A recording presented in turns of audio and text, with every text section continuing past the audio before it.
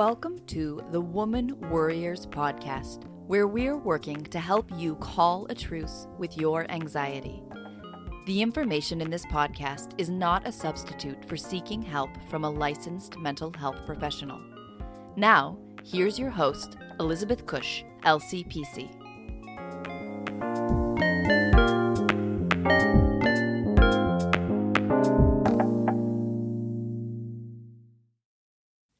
Hi, and welcome back to the Woman Worriers podcast. I'm your host, Elizabeth Cush, and I'm a licensed clinical therapist here in Annapolis, Maryland.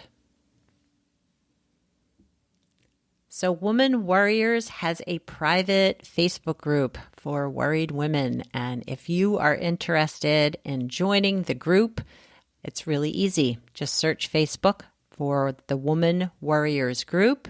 There'll be a couple of questions that you need to answer, and then you can join us in conversation, in extra resources, in connecting with other women who are worried about the world and are looking to heal some of their own stuff. And we're there and having some great conversations, so I hope you'll join us. I will also provide a link in the show notes to how to connect to the group. So you can go to womanworriers.com, click on the latest episode, and you will find a link in the show notes.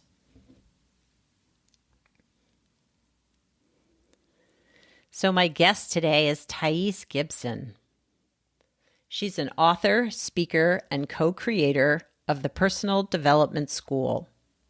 She is extremely passionate about personal growth, the subconscious mind, and connecting with others. With a Master of Arts and over 13 different certifications, ranging from CBT to hypnosis, Thais strives to continuously learn and grow. She is best known for her contributing work and research on attachment theory and the impact of attachment trauma on our adult romantic relationships. She overlaps attachment trauma challenges with personal core wounds, limiting beliefs, and emotional patterns at the subconscious level to give us deeper insight into ourselves and our relationships. Her book, The Attachment Theory Guide, was written on this topic, and her YouTube channel often focuses on educating people on how to subconsciously reprogram this area of our lives. After overcoming her own challenges with addiction in her early years, Thais is profoundly determined to educate people on how they can reprogram painful or limiting programs in their own mind. She is focused on helping people retrain their brain to achieve relationship fulfillment, abundance, and personal freedom in their lives. And today you're going to find out one of the core parts of her trainings and courses that she has, and how to heal your attachment wounds and feel more connected to yourself. I'm very excited about this conversation, so let's get started. Hi, Thais. Welcome to the Woman Worriers podcast. Hello. Thank you so much for having me. Excited to be here today. I'm so excited and so grateful that you are taking the time to talk to us today. I have watched a few of your videos and, gotten to know a little bit about your work, but I would love it if you would share a little bit about yourself and what's inspired you to do the work that you do with attachment. Beautiful. Thank you. Yeah. So for me, it was a really personal journey. I played sports a lot growing up, and at the age of 14, I had a knee surgery that was pretty intense and actually became addicted to my painkillers after that. Oh, wow. And sort of went on like a 7-year journey of like pretty much daily use. And with like intermittent withdrawals and all kinds of not so fun things. Yeah. And was really determined, honestly, because my first experience, I was like addicted to these painkillers before I even understood Yeah. what they were and what was going on. And so by the time I had my first experience of withdrawals, it was really kind of terrifying. And it sort of set me out on this journey to be like, how can I get sober? Because I can't believe this is my life. And it led me down a really valuable path at some really crucial times in my life. And I went through like inpatient rehab, outpatient rehab, different therapy, all kinds of different stuff. And nothing was really working for me until I was still in school part-time, and I had somebody in one of my classes like start talking to me about the subconscious mind. And, you know, I had a lot of like really challenging experiences as being an addict where, you know, my part of me is going like, this is the last time. This is the last time I'm doing this. I'm going to quit. I'm going to stop. And then, you know, I kept feeling helpless to myself. And what I later realized, it only took me 7 years of like torment to get to this point. But I realized that battle that I was fighting in myself was actually the battle between my conscious and subconscious mind. And I went on to learn that the conscious mind can't actually outwill or overpower the subconscious mind, which was like mind blowing for me and groundbreaking. Cause I'm like, well, why haven't I learned this in AA meetings and NA meetings and rehab and therapy? Like, where was all of this? Because I understood at that point, like, okay, what's required for me to actually create change and transformation and healing is to address what I'm trying to address specifically at the subconscious level. So that took me on a journey of sort of becoming addicted to learning about this stuff. And I went on to do a master's degree in transpersonal psychology and 13 different certifications in hypnosis, CBT, NLP, somatic experiencing, like you kind of name it. And started a practice that got really, really busy. I mean, healed myself first, did a lot of meditation, a lot of like, you know, really observing the contents of my mind, learning about the patterns, understanding principles of how the subconscious mind works, and started a practice. And it got very, very busy very quickly. And I was sort of looking for help, like, oh my gosh, who do I train or send people to, and trying to sort of figure out the dynamics of building a business. And after quite a few years of running a practice, I had a friend of mine say, like, you need to take this online. And so we started a YouTube channel about a year and a half ago, like putting regular content up. And we have about 40,000 people on there pretty quickly. And we decided to create the personal development school. So we've been putting out 2 courses a month, and we have about 30 different courses and about 2,000 members. And I do 4 live webinars a week where I answer Q&As, and we talk about basically everything you need to understand in terms of the process of transformation, whether it's in like your money mindset, whether it's in boundaries, people pleasing, your relationships, your attachment styles, and how to reprogram these things at the subconscious level. And it's basically a deep dive into the mind, but we specifically address everything there in a way that engages the subconscious mind in the process, because that is such a powerful part of change and real transformation and lasting transformation. So it's a very personal thing to me, and I care very much about the people and the whole process and experience. And I'm like forever grateful every day that I get to be doing this work, and that I'm in the place that I am in currently, not struggling every day and battling. And that's sort of what's led to here now. Yeah. Well, I truly believe that the healers that have healed themselves make the best teachers, or whatever, the guides, whatever you want to say. Thank you. I believe that too. Yeah. I mean, we know what it's like to get from the struggle to the other side. And that's really important. Absolutely. So talk to us a little bit about, I understand attachment theory, but the listeners might not. So talk to us about attachment and how our attachment patterns, our attachment wounds, or maybe our trauma from lack of attachment is impacting us. Yeah, absolutely. So if it's okay with you, I guess I'll just do like sort of a synopsis of the different attachment styles and where it comes from. That'd be great. So I remember actually learning about traditional attachment theory in university and kind of overlooking it, because traditional attachment theory teaches you about basically the ways you connect to your caregivers and sort of how that translates into your adult romantic relationships and other relationships. But it really talks about temperament. But what I talk about when we talk about attachment theory is something we've created called integrated attachment theory, which is sort of the overlap between traditional attachment theory developed by John Bowlby, which in and of itself was like groundbreaking.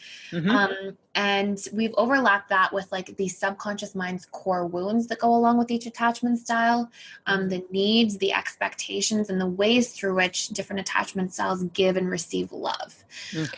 And so the way I like to compare your attachment style from like an integrated perspective is it's sort of like you have different people playing the same board game with a different rule book. Yeah. Because our attachment style is like the way we, like the rules we basically have for relating to others. And you can only imagine like how challenging that would be playing a board game. And then you can only imagine how challenging that would be in a romantic relationship or in a family relationship when you have a totally different set of rules for what it means to relate to others. Yes. And so we have these 4 different attachment styles. And this is originally what John Bowlby and later on Mary Ainsworth sort of added to, and I guess is still developing and transforming today. But he said that we have a securely attached individual, and then we have 3 insecure attachment styles. Right. Now, a securely attached person is somebody who essentially gets healthy rules for what it means to relate to others. And so this looks like this individual when they cry, you know, and express emotion. And our original attachment style develops around the ages of 0 to 2, but can change as we go on because the brain is neuroplastic. And if we have emotions or we express needs or anything like that, usually we're attuned to. So a caregiver comes, meets those needs, and basically the byproduct of that is that a child, and through their upbringing, they learn that, okay, my emotions are safe to express, my emotions are good, and when I do express, something positive happens, like a need gets met, or if I express a need directly, it's safe to do so and a need gets met. And so they learn that I am worthy of having feelings and needs, I'm worthy of expressing, I get heard, I can trust others, and this individual is a byproduct of having some of those early rules of relating goes on in their adult relationships to feel confident relating to others, to feel worthy of having boundaries, safe to express their feelings, safe to get their needs heard and show up as themselves. Right. And that's sort of what we're all aiming to get to, right? Yep. And then we have our 3 insecure attachment styles. And these are the individuals that had some form of attachment trauma. Basically, something didn't go quite right across the boards in a healthy enough way where overall this person could be secure. And so these 3 insecure attachment styles are anxious preoccupied on sort of one end of the spectrum, and it's sort of the polar opposite of the continuum. We have our dismissive avoidance, and then somewhere in the middle we have our fearful avoidance. And the anxious preoccupied individual is somebody in their adult life that we might see as being maybe needy or clingy or afraid to be alone or having big abandonment wounds and fears in relationships. And where this comes from is some kind of inconsistency in childhood. So this could be, for example, that one parent is warm and another parent is cold. And because we're naturally wired for attunement, and without that from our caregivers, it trips this biological fear of abandonment that we all carry, because we need attachment to survive. Like humans are a very dependent species for a long period of time.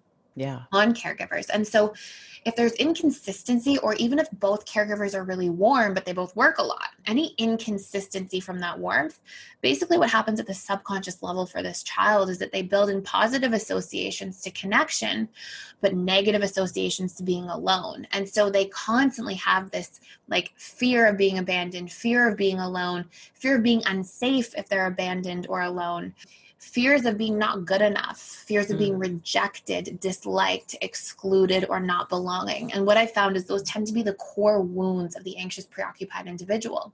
And so while it's easy to look at somebody and go, oh, that person's calling the other person so much, or, you know, that person's being so needy, or that person goes from relationship to relationship and they never want to be alone. You know, it's easy to judge, but what's actually happening at a subconscious level is that individual is experiencing some form of a trauma response based on big core wounds, and it's repetition plus emotion that programs the subconscious mind. So the repetitive warmth and coldness, the repetitive inconsistency can really imprint those traumas on an individual's subconscious. And so that's our anxious person, basically. Yeah. And really what they need from a relationship is a lot of closeness and consistency, and they want to feel safe, and they want to feel wanted and validated and included. And these are things that are really important to this individual. Yeah. And then at the opposite end of the spectrum, we have our dismissive avoidance. And this is sort of the person who gets some form of emotional neglect on a very consistent basis in childhood. And sometimes this flies under the radar, because sometimes we'll see that, parents are really good at meeting the physical needs of this individual, like cooking them dinner and making sure they're clothed and fed and on time and that there's structure. Right. But there can be a lot of inconsistency or not inconsistency, there can just be consistent lack of emotional neglect, like being emotionally available, attuning to the child, asking how they're feeling, having conversations about feelings and needs. And that can often be because those caregivers also are emotionally unavailable themselves, or the primary caregiver is emotionally unavailable. Yeah. It can also be because there's like a trauma, like a caregiver is just really depressed or really anxious and they just can't be there. Mm-hmm. But as a byproduct of that, because this child comes into the world with this basic need for attunement and for connection, it constantly feels rejected in their upbringing. Mm-hmm. And so they adapt to this by going, well, vulnerability feels awful, and it only gets me rejected. And I have no positively ingrained, built-in subconscious associations to vulnerability. It feels unsafe. It feels rejecting, and it must mean that something's wrong with me, because a fundamental part of me is not being seen or cared for or heard. Mm-hmm. And a child's mind can't fathom like, oh, my caregivers are unavailable. A child's mind only knows how to personalize. So it goes, okay, I'm defective.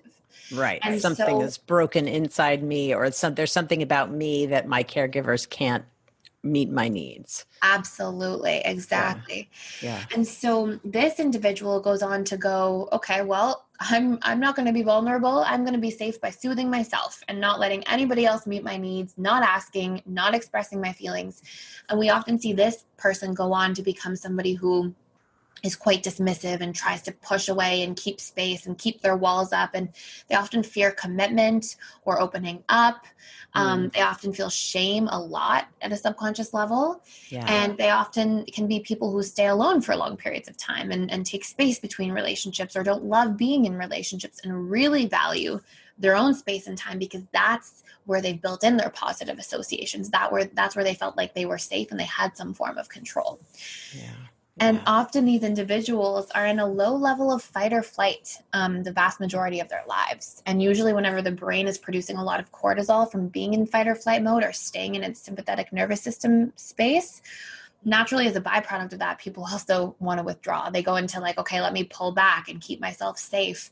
And even regions of the prefrontal cortex can shut down with a lot of cortisol production, which means a lot of these individuals act from like a more emotionally dysregulated place.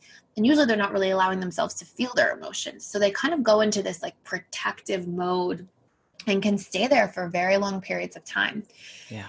And so that's our dismissive avoidance. And then we have in the middle our last attachment style, which is the fearful avoidant. And fearful avoidant is sometimes referred to as anxious avoidant or disorganized attachment style. And I actually like those other two names better because they sort of contain really important pieces of information in the name itself. The fearful avoidant or the anxious avoidant, they experience both sides of the attachment spectrum. They experience the anxious side and all of those core wounds of like, will I be abandoned? Will I be unsafe? Will I be disliked? Will I be alone? And negative feelings there. And they also experience a lot of the I'm defective, something's wrong with me. They experience a lot of guilt and shame easily. And they often experience like, I am unsafe and I need to isolate. Mm-hmm. And they can kind of swing all the time from anxious to avoidant, from like, come here, get close to me, I need you, to like, oh, you're close. Get away. Right. Yeah, exactly. Stay back. Right. You want a commitment? Nope. Sorry. Exactly. Yeah. And so, this person can be experienced by somebody outside of them as like being very hot and cold, as giving like a lot of intermittent reinforcement. But fearful avoidants are usually the most traumatized of all attachment styles. And usually it's because there was some kind of violence in the household, chaos, maybe addiction. And as a result of that, this child learned like, wow, sometimes I can really get connection from my caregivers and sometimes I really can't. And in fact, it's really scary. Yeah. And that can be because, you know, sometimes parents are loving and sometimes they're fighting and it's crazy and it feels very unsafe and very untrustworthy of caregivers to behave that way. Or it can be, hey, mom or dad are, you know, sometimes sober and sometimes they're not. And it's like, how, you know, walking on eggshells. Which day is it going to be today? Yeah. And as a natural byproduct of this child learns to become very hyper vigilant. And their biggest core wound is, I can't trust, I will be betrayed. Yeah. And as a byproduct of this as well, they don't have, like, if you look at the anxious, they have a strategy. They're like, I can soothe through others. I can connect to others.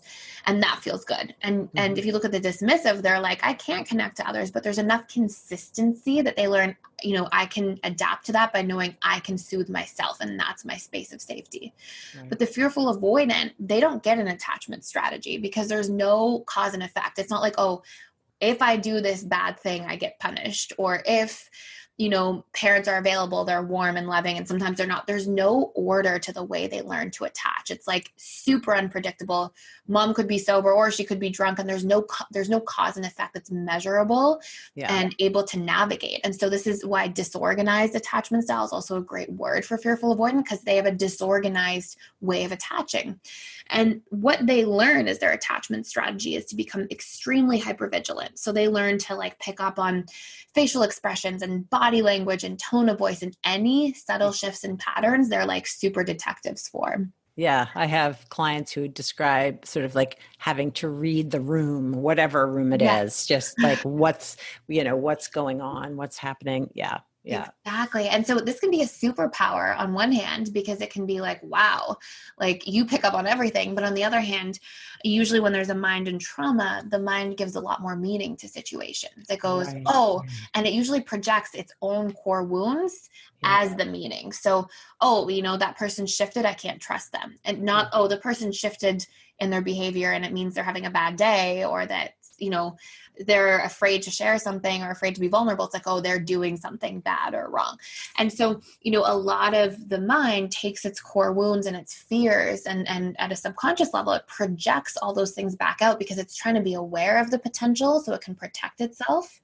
Yeah. But obviously that can create a lot of pain and challenging dynamics long-term in relationships. And so the fearful avoidant, the sort of last thing I'll say here as I close out all about these attachment styles, is the fearful avoidant also tends to be hyper aware of others to the point of like sort of losing relationship to self. So they can be so aware of other people's feelings and needs in relationships as well, but sort of at the expense of their own. They tend to love through enmeshment because usually that was part of their survival strategy in childhood as well, was like, if I can just get so aware of like, what could make mom drink or what could make my parents become violent or fight, if I can hyper tune into anything that I could do to disrupt that and really get clear about what people are feeling and needing, maybe I can increase my chances of being safe. Yeah. And so this person also loves to learn through a place of enmeshment and usually tends to really struggle with boundaries and identifying their own feelings and needs.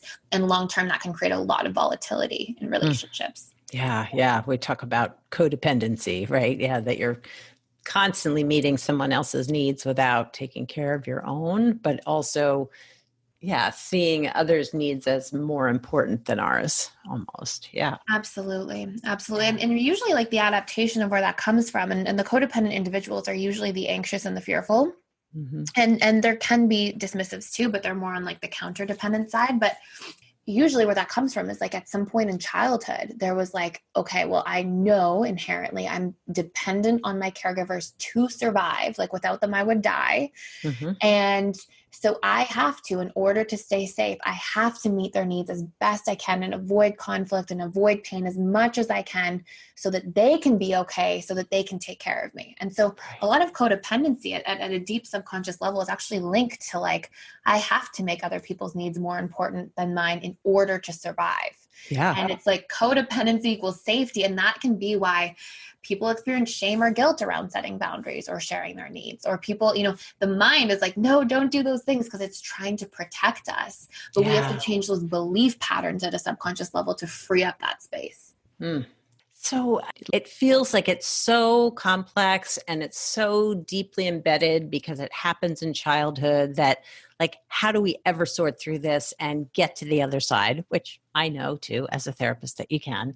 But like, if it's so embedded in our subconscious mind, how do we figure that out? How do we tease it out? How do we be more grounded in ourself and Yeah, it's a and beautiful heal? question. Yes, beautiful. So what I found is that the subconscious mind is programmed through repetition plus emotion.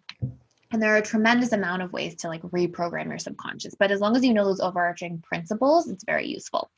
So when it comes to healing your attachment style and becoming more secure, I found that there's like these 5 really key components that actually make up like what that attachment style is, like what those rules are if we really isolate those things. So those are, what are the painful core wounds that I'm carrying? What are the beliefs I have about my story, about myself? So for example, like the fearful avoidant, I will be betrayed. I cannot trust.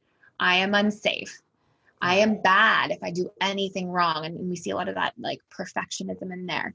That could be alone or abandoned, all these things, right, that we've sort of touched on in the different attachment styles. Once we can isolate those, then we want to work on changing the story, looking for exceptions to that, changing our thought patterns, because belief patterns create patterns of thought. Like I think of like beliefs as being a tree trunk, and all the patterns of thought that come off of that tree trunk are like the tree branches. And thoughts produce emotions. Like if I'm thinking of how I'm going to be abandoned or disliked in a social setting, and I go into that social setting and I'm thinking those thoughts and believing those things, how do I feel? I feel anxious, afraid, these sorts of things. And emotions are largely made up of neurochemical responses. And so, that's obviously creating an impact.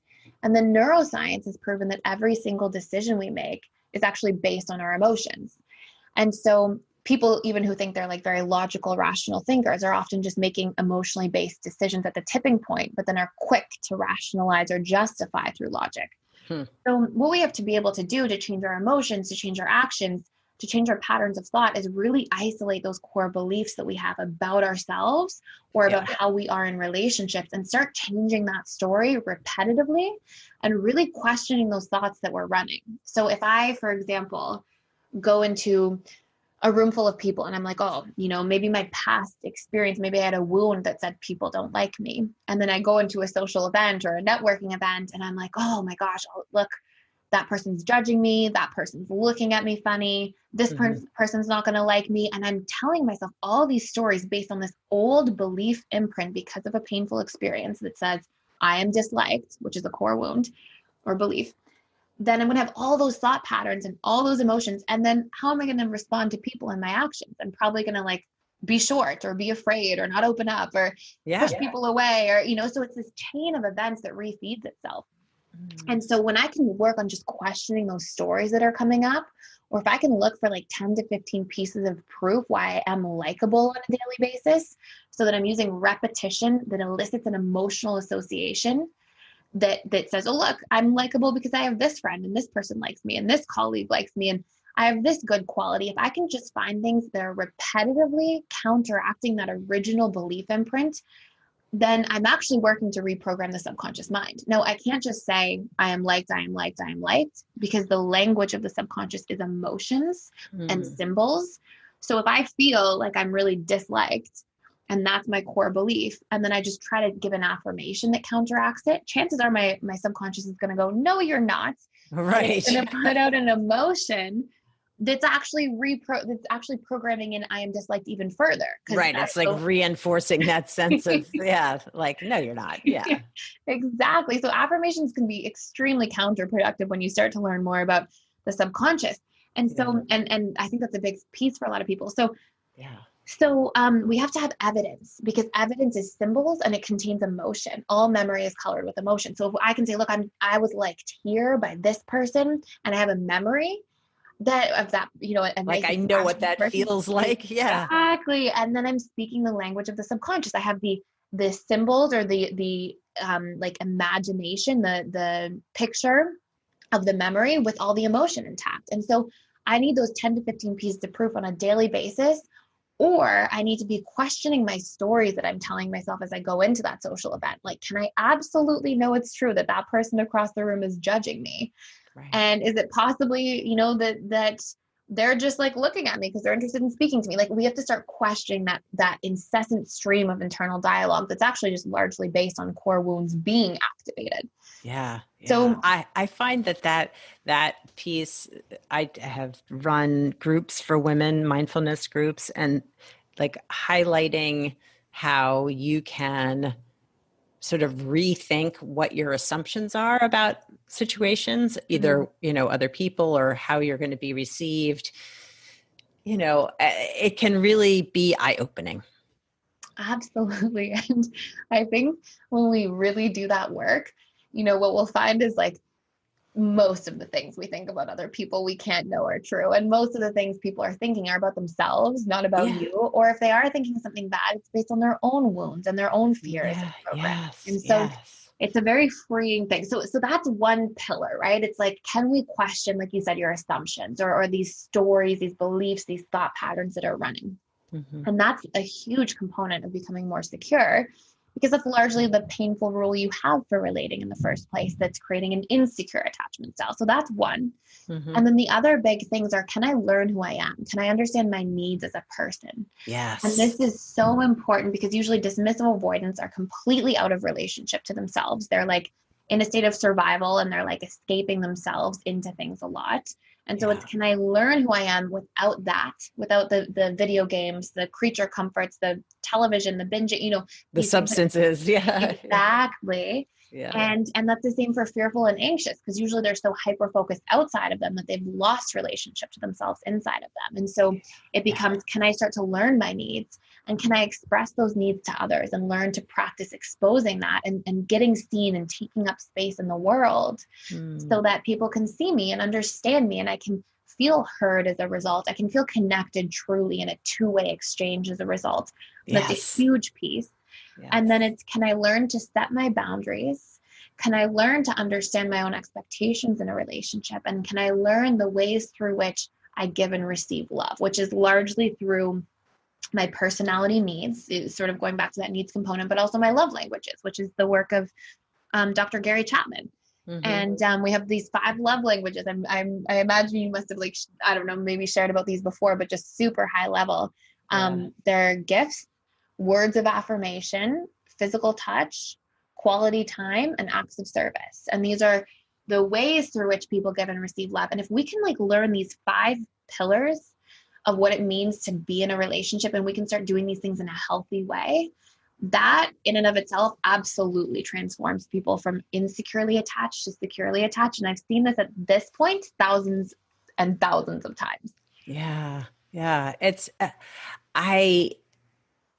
I think, well, just those, well, both pieces, that all the pieces, but the getting to know yourself and your needs, I think for the work that I do with clients like that, even it's so hard sometimes for them because of how their subconscious, the messages they're telling themselves, but it's so valuable. It's so, so important. 100%. And one of the biggest things I see, which is so disempowering for anxious, preoccupied individuals the most, but also fearful avoidance a lot, is it's like anxious individuals so badly want love and connection, but they're in this state of self-abandonment because it's like, if I'm so externally focused on everybody else, well, naturally the byproduct, the primary casualty becomes the relationship to self. Yeah. And as long as I don't have a relationship to myself, and as long as I don't feel like I can communicate my needs or share who I am or what I desire in a relationship or what's important to me, I will always feel unseen, unheard, misunderstood, unworthy of receiving, not deserving. Yeah. And so these people who desperately want love and connection are actually sabotaging themselves at the same time, just at a subconscious level, by being so focused on other people and by not allowing themselves to take up space. Yeah. And then I just saw someone referring to that as self-betrayal, but same idea, right? Just like we're so absolutely. actively like harming ourselves, and yet we think we're working so hard to attach to other people, and yet it's hurting us. Anyhow. Absolutely. Yeah. Absolutely. And if you think of like love as like this need, and it's one of our 6 basic human needs from Tony Robbins' work, but if we look, which is like a very unconscious thing, it's like deep subconscious into the unconscious mind. And if we look at that as like one of the things we're naturally wired for, we have to fill up 50% of our gas tank every day. Like that's how we have healthy interdependent relationships. Yeah. And if we don't have any availability to do that 50%, we like come to relationships from a total place of lack. And then we need, and then we cling, and then we put up with things that we wouldn't normally put up with. We allow our boundaries to be violated. And so it's not until we develop a relationship to our internal world and to our internal selves that we can actually come into relationships with 50% of our tank full at any time. And then anything else just feels like a healthy benefit. And we come at relationships from a space of abundance and openness, and we feel like it's safe to be seen and heard. And so that's such a necessary ingredient to creating change.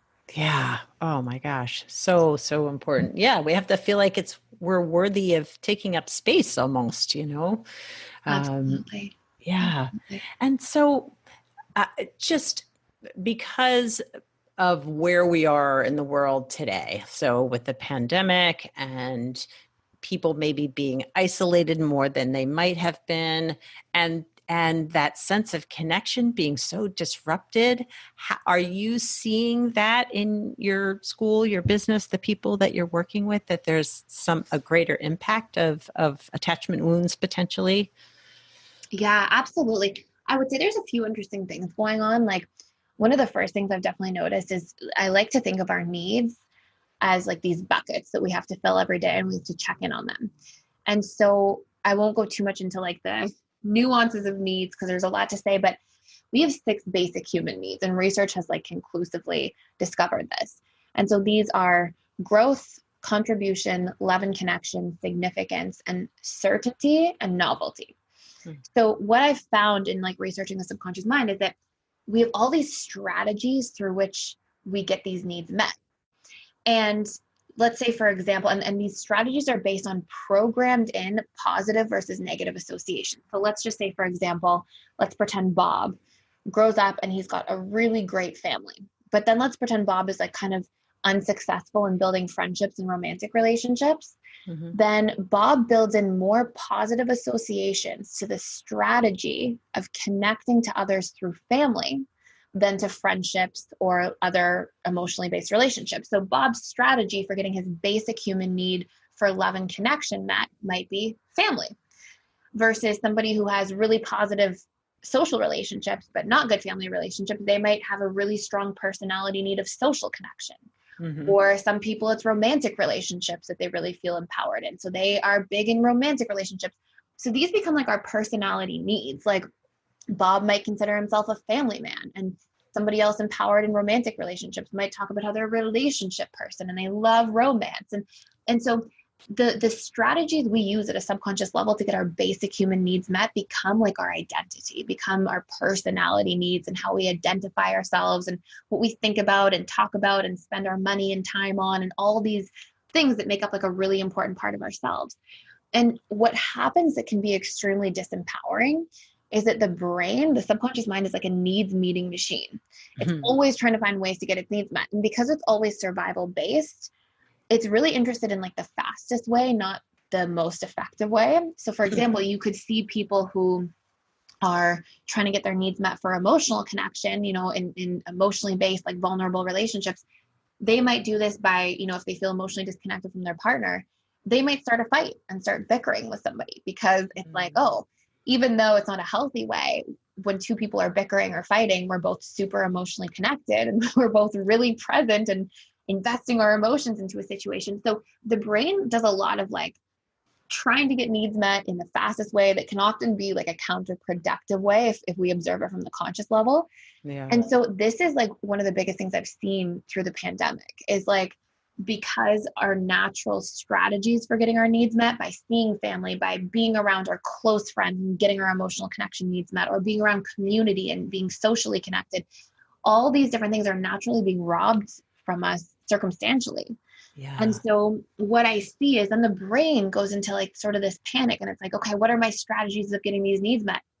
And the brain will find whatever it can. So then it's like, you know, people binge watching like romantic comedies or like Netflix shows, or like literally the brain's like, all right, I feel emotionally connected to the characters on reality TV, and like doing all these things. But if we think of that need as a bucket, our brain's doing these like fast things to get its needs met, but it's like we opened the tap and we're like letting little drops out, because the more indirectly we get a need met, the longer it takes and the more downsides it has. Versus if we can be conscious about it and be like, wow, I'm realizing my needs for love and connection are not getting met. So what can I do from a conscious perspective? I can have more vulnerable conversations. I can have FaceTime dates with my partner I can't see, and we can cook dinner and open a bottle of wine on the computer and share and talk like that. Yeah. We can, you know, if we don't come up with these conscious creative strategies to really open the faucet that gets our need met and really go as directly to the source as possible, then we get caught in these really counterproductive things where our brain's like, quick, watch the reality TV thing because you feel alone. And then people, you know, that spills into all these other areas of life. Then we're not showing up at work. We don't feel motivated. Part of our emotional state is largely based on, are we getting our needs met? And if we're not, our brain's going to constantly have an output of negative emotional feedback to tell us, hey, you need to pivot and adapt. And if we're not aware, then we can just get drowned out by that. And to me, that the sort of low level of, or maybe even high level, depending on how you're feeling about the coronavirus, just it's constantly humming in the background.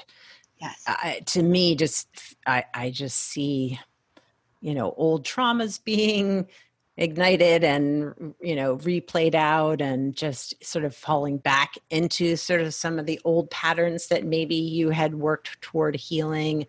I know I relied a lot on chocolate for a period of time to help me feel better, which was one of my coping strategies as a kid. So, yeah.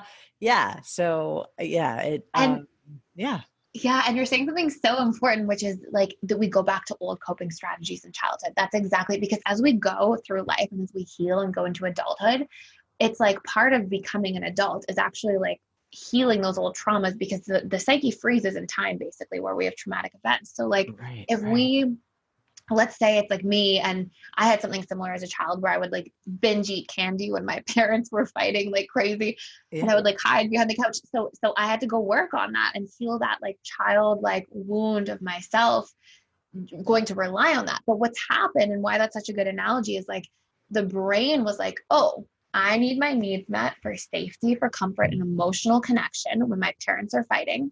Yeah. And what are my earliest subconsciously programmed emotional associations to food? Oh, well, they're my mother's breast milk, which is oxytocin, the bonding neurochemical. I'm super emotionally connected. I feel comfortable and safe because I'm being held and cradled while I'm breastfed. And so when I don't get my needs met, my brain goes, oh, I know what to do. Fastest strategy, go to this treat drawer in my house as a child and binge eat all that food as a subconscious strategy to get those needs met.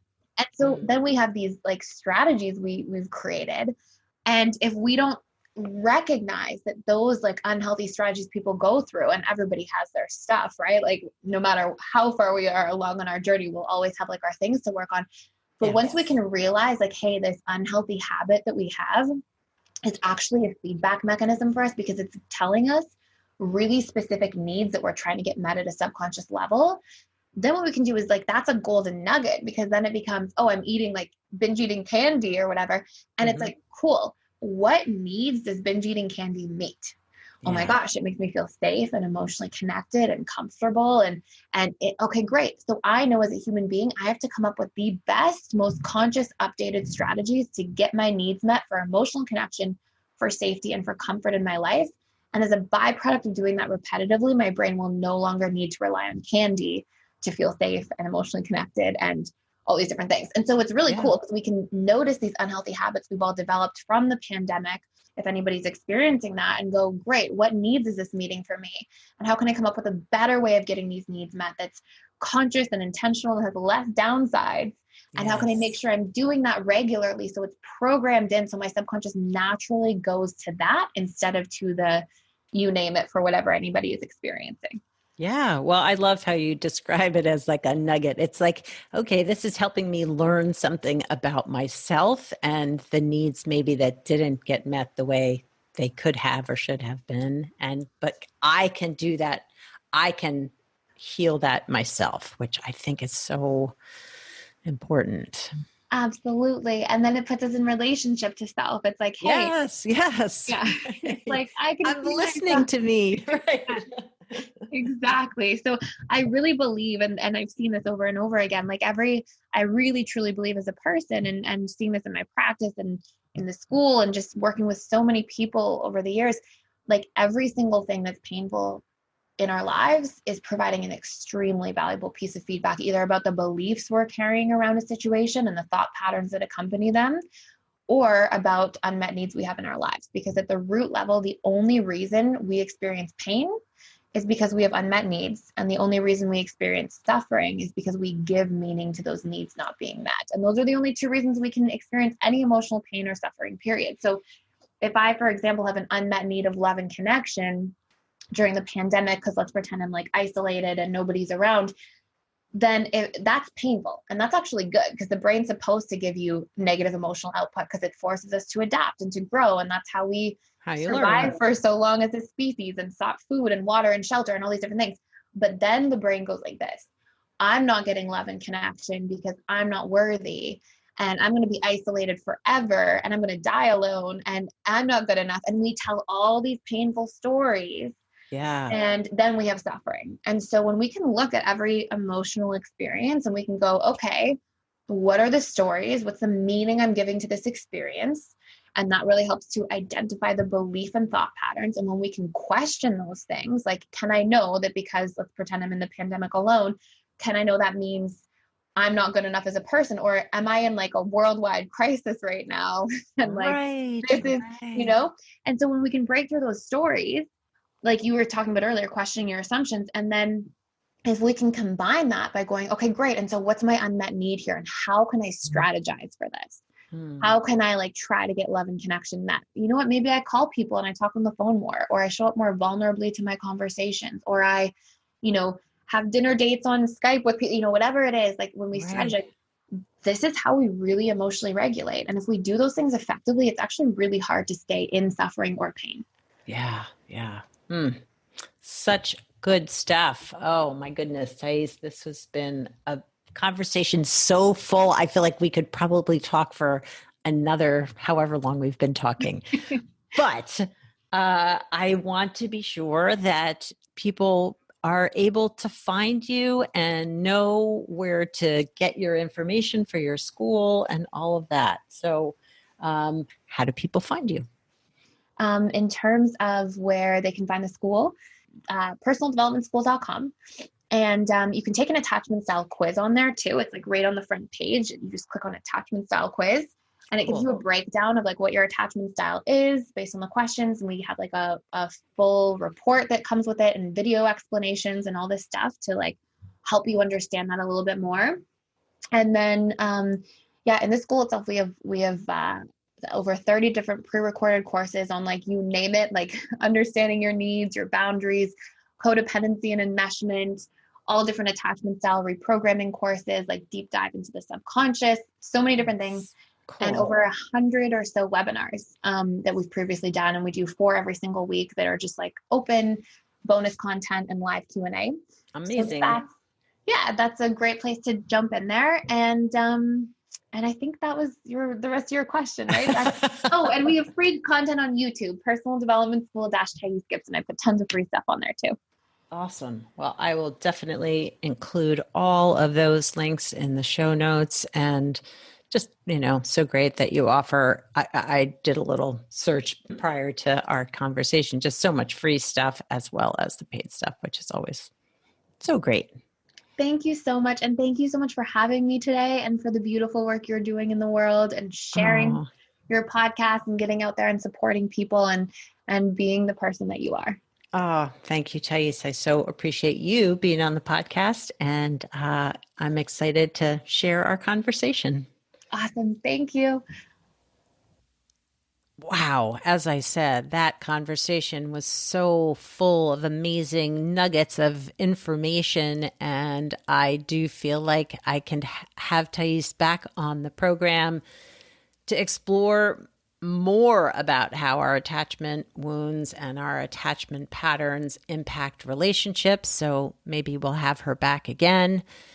But I just, to me, the concept that becoming more connected with ourselves, better understanding us, better understanding our needs, what we need in the moment is so key to healing and so important in feeling seen and heard and finding your voice in the world. So I just so appreciated that we explored that, and that is my big takeaway. And I hope your takeaway too, to helping yourself heal whatever attachment wounds you might be experiencing, that building a better relationship with yourself is clutch. So important, so key. So you can find all of Thais's information and ways to find her personal development school in the show notes. You can also find the link to join the private Woman Worriers group on Facebook in the show notes as well. I hope you all have a wonderful week. Maybe take some time to check in with yourself about what you need in any given moment throughout the day, and see if you can meet those needs in a healthy and productive and connecting way with yourself. Ciao for now from this Woman Worrier.